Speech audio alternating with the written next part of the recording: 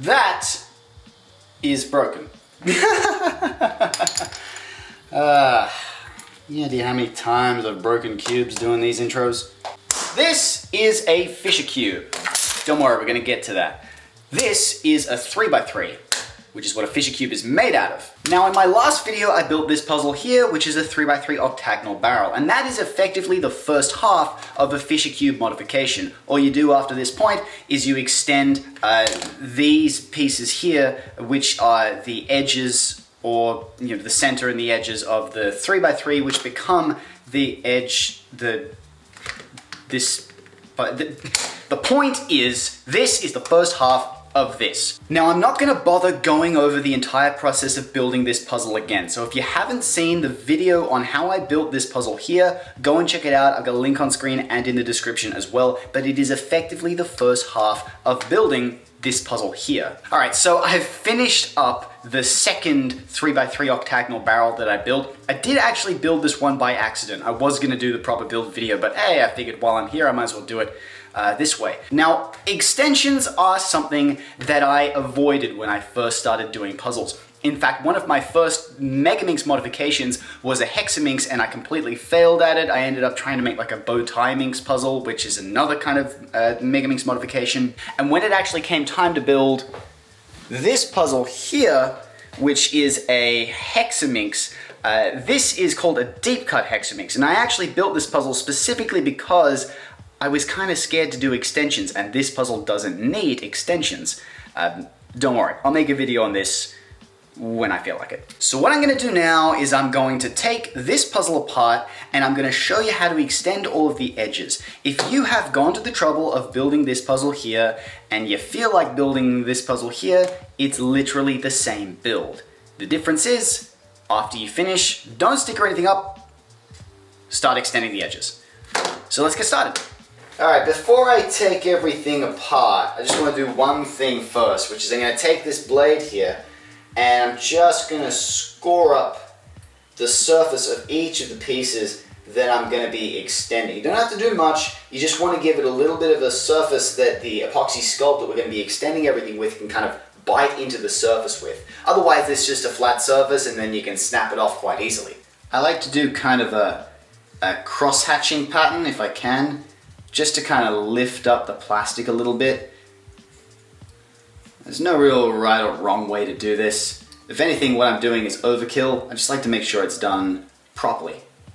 Now when you're making these score lines, don't be tempted to just try and run straight across all of the pieces. The reason you don't want to do that is you end up making little notches in the edges of the pieces, and it's really hard to kind of hide that stuff even after you've extended everything. So try and keep it at least 1 millimeter away from the edges when you make these little score lines. If you do go over the edge, it's no big deal. You're not really going to notice it, but if you can avoid it, you should avoid it. After I had carefully scored up all 12 of the pieces we were going to be extending, I took all the center caps off and I disassembled the puzzle.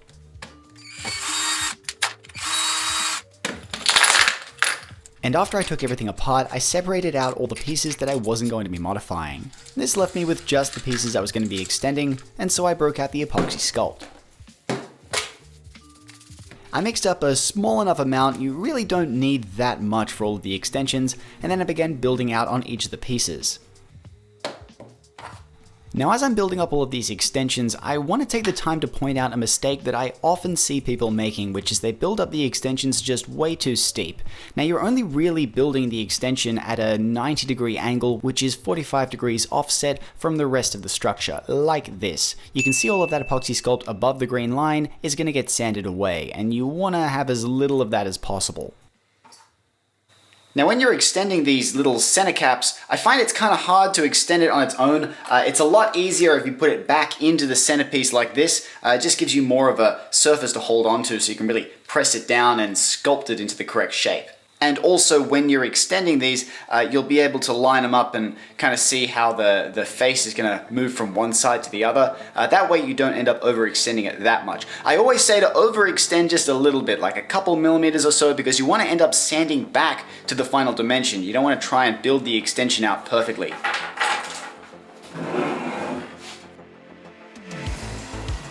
I started by sanding each of the pieces one by one, just getting rid of all the overhangs on each of the extensions that would prevent me from putting everything back together. Now all I'm trying to do at this point is prepare all of the pieces for reassembly, so the piece on the left has been sanded back, whereas the one on the right has a few areas that are jutting out, which is going to prevent me from tightening everything up so that I can sand the puzzle down. It is currently 2:30 in the morning.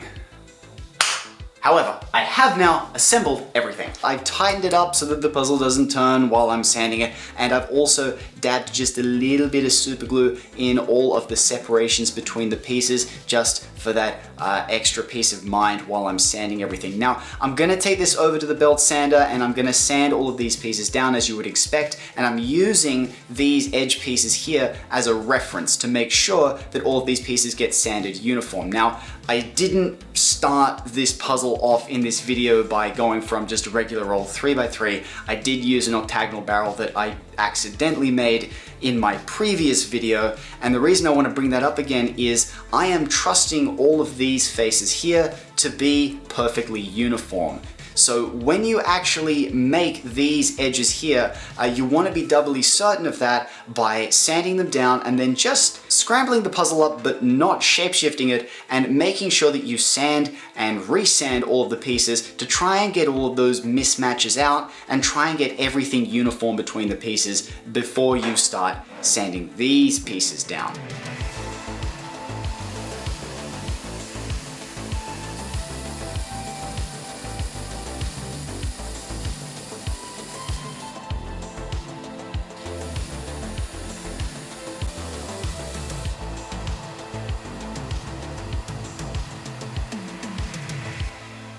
Yeah, come on, look at this. This is what I was trying to show before. So you can see I have the pieces here which were finished in my last video, and all the pieces that I'm sanding out here, and I'm just starting to nick these pieces in the center with the belt. That means that I'm pretty much about a quarter of a millimeter from perfect. So this is where I'm going to stop, and I'm going to move over to the next one. I can show you that because these pieces here are finished. I couldn't show you that if I had started from scratch. But you can see just how close I'm trying to get these faces to these ones here.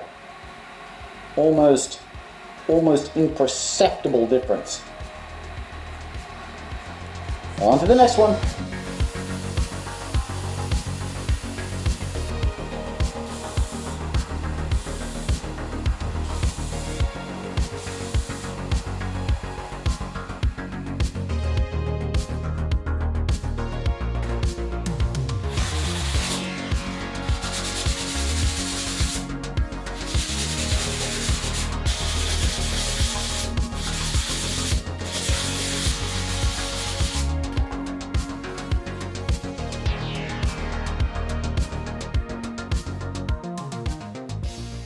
Beautiful.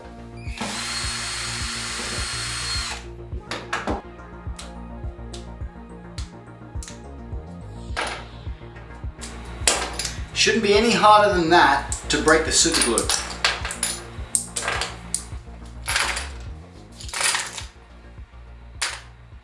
Alright, so now that I got everything all nice and set up here, I've got a nail file, a sanding block, and I've also got some Scotch-Brite here. This is the holy trinity of finishing off puzzle pieces. Now that I've sanded all of these sharp edges, I'm going to take a sanding block. This one is actually too coarse. I want a fine one. Bunnings doesn't sell grit denotations. They just have coarse, medium, and fine.